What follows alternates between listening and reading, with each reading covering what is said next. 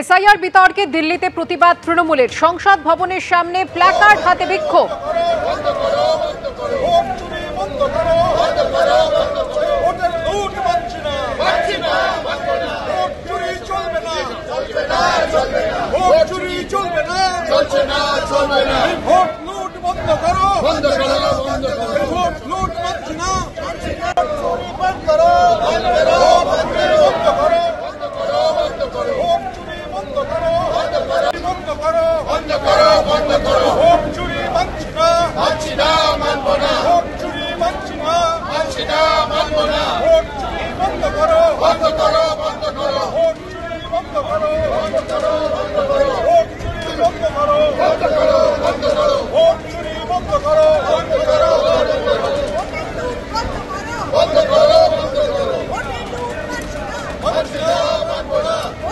সংসদ ভবনের সামনের ছবি দেখতে পাচ্ছেন আপনারা, যেখানে তৃণমূল সাংসদরা তারা প্ল্যাকার্ড হাতে বিক্ষোভ দেখাচ্ছেন।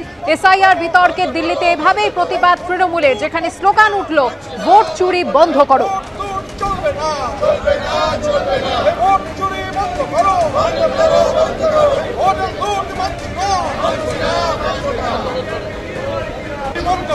একদিকে তৃণমূলের তরফ থেকে যখন বিক্ষোভ দেখানো হলো, অন্যান্য বিরোধী দলেরা তারাও কিন্তু বিক্ষোভের সরব।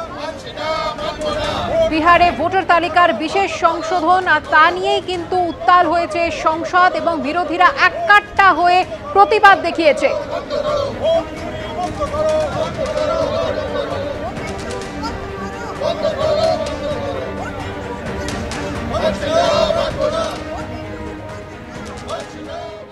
এদিকে ভোটার তালিকায় বিশেষ সংশোধন ইস্যুতে নির্বাচন কমিশনকে নিশানা করে অভিষেক বন্দ্যোপাধ্যায় বললেন, যতদিন গেছে এরা ততই বিজেপির চাটুকারিতা, বিজেপির কৃতদাসত্ব করে চলেছে।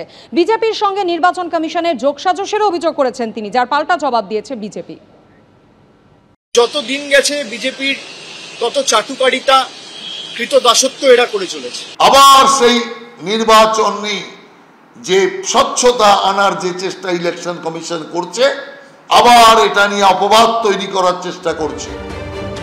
বিহারে ভোটার তালিকায় বিশেষ সংশোধনের বিরুদ্ধে দিল্লিতে একজোট হয়ে বিরোধিতা করতে দেখা যাচ্ছে প্রায় সমস্ত বিরোধী দলকে। তবে বিহারের পরই চর্চায় থাকছে পশ্চিমবঙ্গ, কারণ বছর ঘুরলে এই রাজ্যেও বিধানসভা নির্বাচন।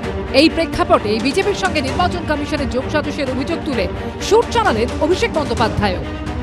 কোভিডের দ্বিতীয় ওয়েভের সময় যখন এই মহামারীতে সমগ্র দেশ আক্রান্ত, তখন এক ফেজে ইলেকশন না করে 8 ফেজে ইলেকশন করেছে। 2024-এও এদের বৈমাতৃসুলভ আচরণ আমরা দেখেছি,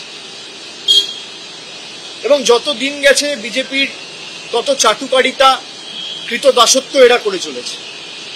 আমরা প্রতিবাদ করেছি, আমরা সংসদের ভিতরেও করেছি, আমরা বাইরেও করেছি। বিধানসভা লোকসভা ভোটের সময় রাজ্যের আইন শৃঙ্খলা নির্বাচন কমিশনের অধীনে চলে যায়। তবে 2021 সালের শীতলকুচির ঘটনা টেনে এনে এই দিন তা নিয়ে কমিশনকে নিশানা করেছেন তৃণমূলের সর্বভারতীয় সাধারণ সম্পাদক। আমরা দেখেছি 2021-এ কুচবিহারে শীতলকুচিতে যখন ইলেকশন কমিশনের আন্ডারে স্টেটের ল অ্যান্ড অর্ডার, তখন কেন্দ্রীয় বাহিনীর একজন নিরীহ একজনকে প্রবীণ মানুষ ভোট দিতে এসছে, তার হাতে কিছু নেই, একটা লাঠি পর্যন্ত ছিল না, তাকে দিনের আলোয় গুলি করে মারে। যখন কমিশন ভোট পরিচালনা করছে, এই অভিষেক ব্যানার্জি, এই মমতা ব্যানার্জি চারিদিকে চিৎকার করেছিল ইভিএম এ সব জালিয়াতি থাকে, ইভিএম এর মাধ্যমে বিজেপি জেতে। আর যেই মাত্র বাংলার ভোটে তৃণমূল সরকার আবার প্রতিষ্ঠিত হলো, একটাও ইভিএম এর কথা বলেছে? ক্ষমা চাওয়া উচিত ছিল মমতা ব্যানার্জির, ক্ষমা চাওয়া উচিত ছিল অভিষেক ব্যানার্জির, যে ইভিএম সম্পর্কে ভুল তথ্য মানুষকে পরিবেশন করার জন্য, কিন্তু সেটা তো চাননি।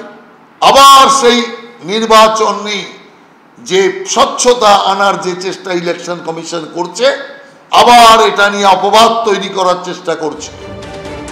নির্বাচন কমিশন জানিয়ে দিয়েছে গোটা দেশেই ভোটার তালিকার বিশেষ সংশোধন হবে, অর্থাৎ বিধানসভা নির্বাচনের আগে এ রাজ্যেও হবে সেই কাজ।